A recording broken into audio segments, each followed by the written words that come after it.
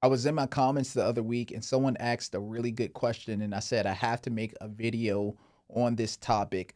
Essentially, the question was, hey, it's just me and a drummer. They were a keyboard player, I think.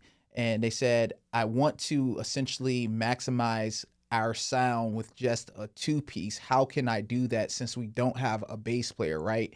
And I said, oh, this is really, really good. Let me make a video about this. Let's talk about it. So, a little backstory on me.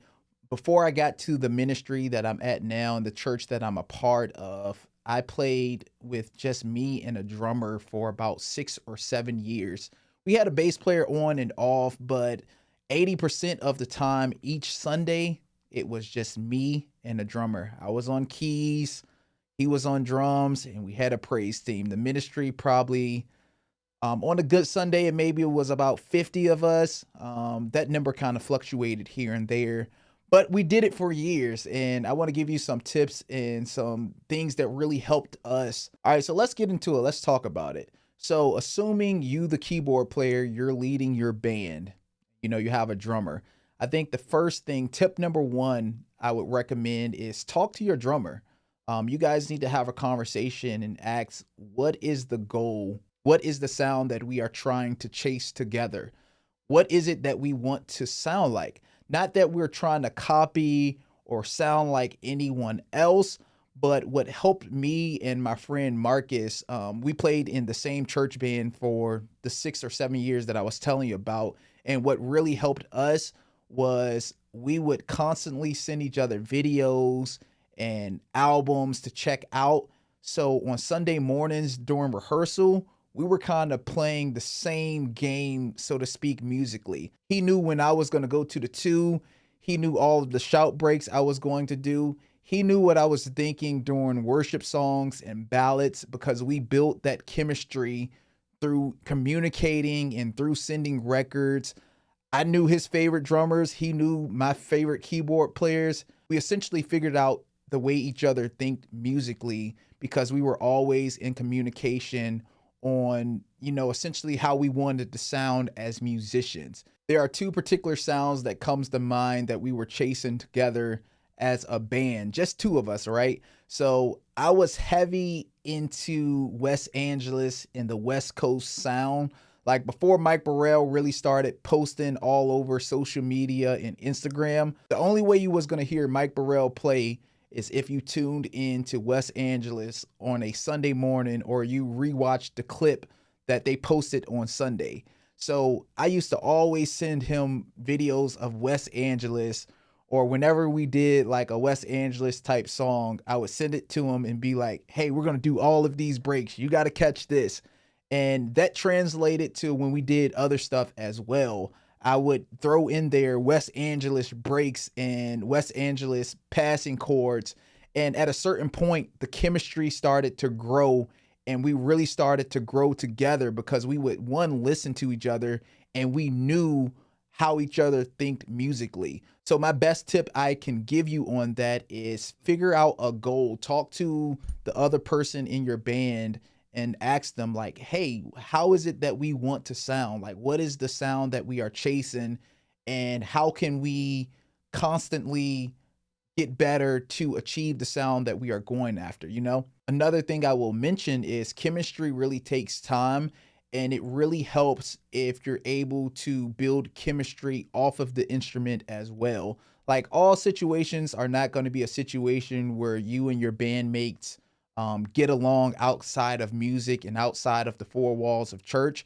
But if you're able to build a relationship with your band members outside of the four walls, it will help the chemistry when you step into a rehearsal or when it's time to play on Sunday mornings. The next thing that really helped me playing in a two-piece band was my left hand. So if you watch my videos, you know that my left hand, I do a lot of chords with my left hand. I never ran key bass on a Sunday morning with this two-piece. It was only me, my right hand, and my left hand.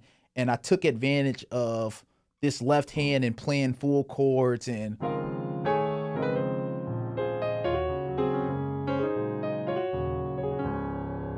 so left hand chords really helped us to sound really full, and it wasn't empty. Like we had a lot of fun just me and the drummer. And again, we did that for a really, really long time. And it's also crazy too, because when we went to our leaders and we asked them like, hey, we really want to get a bass player in, they were like, what do you need a bass player for? Like, you guys sound good. You're not missing anything. But we knew that, you know, we wanted a bass player, and it would have helped us a lot if we were able to get a bass player. And part of the reason at the time we didn't hire like a full-time bass player was because they mentioned they didn't have it in the budget, which, you know, that's understandable. And we did have a bass player for a season, but it didn't last long because eventually he left and went on the road. So tip number 3 that I will give you that I thought about is, what tools and resources can you use to enhance this 2-piece band that you guys have? So for me, when it was just me and a drummer, this is when I really learned Ableton. Like, I learned Ableton well over 10 years ago,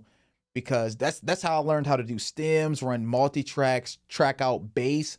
Like, I would track out all of this stuff at home. Then I would come on Sundays and we would sound really, really full. If you are a church musician and you have not yet learned Ableton, you are doing yourself a huge disservice. Ableton is by far the best software to run loops and multi-tracks live in church. I'm gonna share with you everything that I know about Ableton in under 2.5 hours. And I'm also going to include a bonus as well. I'm gonna include some stems and some loops so you can practice within Ableton the things that we go over. This definitely is going to be the best course on the internet showing you how to work Ableton for church musicians. If you would like more information, please click the link below. So you have to get creative, and it's much easier these days to sound good with the 2-piece because there's so many great resources.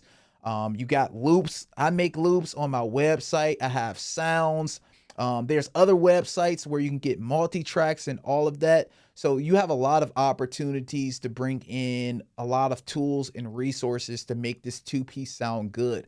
So I would consider definitely running Ableton. If you want to learn how to use Ableton, I can help you with that.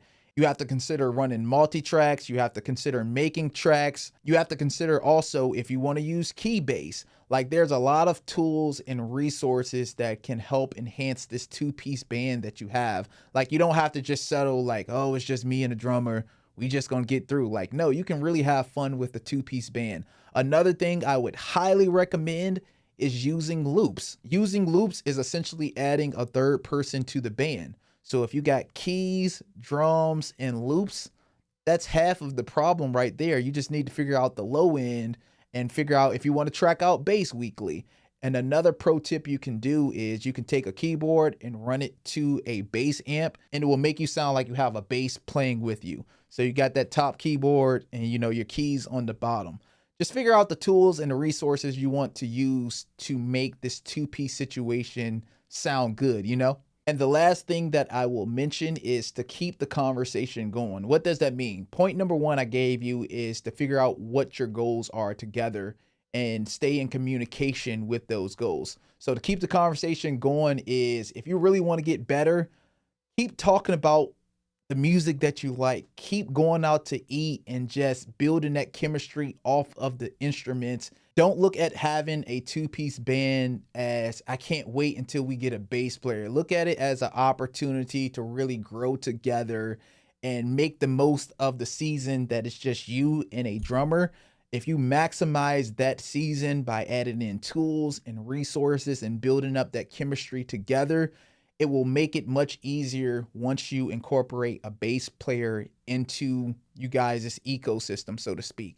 That's all I got for this video. I just really wanted to share on this topic because, again, I was in this situation for about 6 or 7 years, and it was a fun time. Like, that season was not a bad season of my life because that's all we knew. Like, we had a bass player for a little bit, but it wasn't a long time that we had that bass player.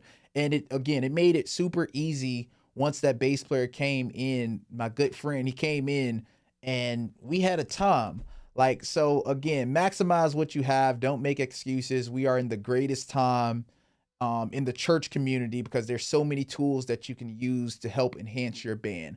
But tell me what you think about this video. Let me know if it was helpful. That's all we got for today. We are out. Hey, so check this out. I spent 8 months working with a developer to create this new VST called PolyVerb-X. PolyVerb-X is a easy, simple to use reverb that is fully customizable, and it sounds really good on pianos, synths, drums, vocals, you name it. PolyVerb-X is the secret weapon that you need to add to your toolbox today. I promise it will give you the inspiration you need to create great music.